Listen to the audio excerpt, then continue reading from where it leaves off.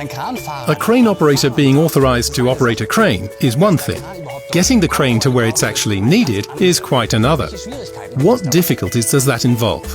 Here I am in our dispatch area, inside a lattice section. With me are Benjamin, our dispatch manager, our commercial director Mario Trunzer, and our customs expert Michael.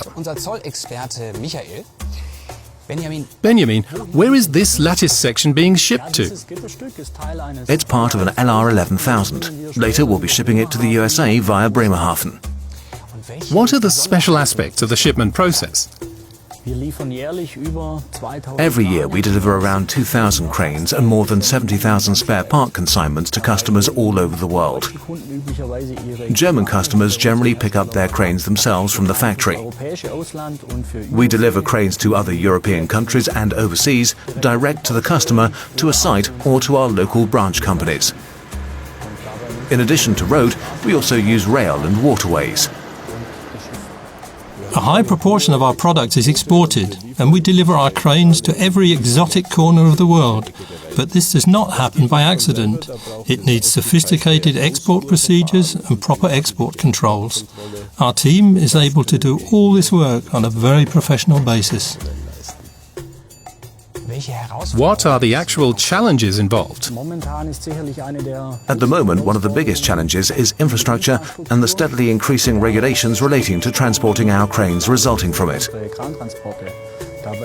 Bridge loads, driving time restrictions and the compulsory escort vehicles from private companies or the police are just a few examples of this.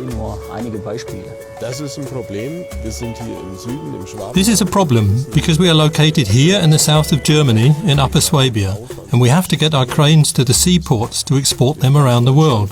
That means that we have to drive through the whole of Germany. The problem for us now is the infrastructure, above all the dilapidated bridges. We have to take diversions, which are expensive both economically and ecologically, costing us almost €1 million per year. On the other hand, we have cranes which we have designed and built so that we can drive them with different, lower axle loads, a massive benefit for our customers. Michael, I assume these international shipments also involve customs regulations. Of course, including certificates of origin, customs tariff numbers and embargo regulations, as well as export licenses. And we have to comply with all of them. Initially, we have to carry out a great deal of checks in the customs department to obtain all the foreign trade details.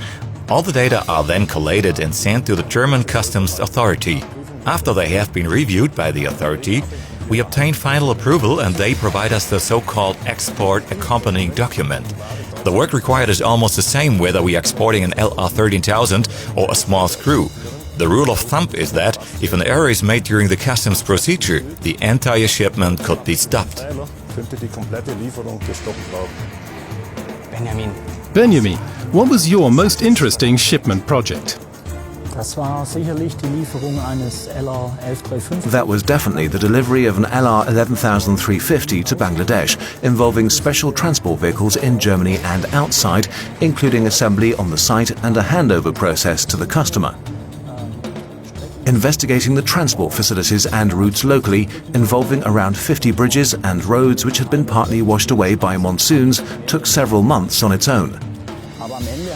But ultimately, we delivered and assembled the crane on schedule and handed it over to a satisfied customer. And the unique thing about this whole process was that he personally investigated every pothole on the route from the port to the site to ensure that the whole thing ran smoothly. That just shows once again that without the professional attitude of our shipment and customs departments, the whole thing would just be impossible. So now it's time for us to go. And actually, we're going to France, or more accurately, to Paris. In the next edition, we'll be looking at what a sailing boat was doing up the Eiffel Tower. And we'll be looking forward to a brand new mobile crane, the LTM 1120 4.1. See you soon!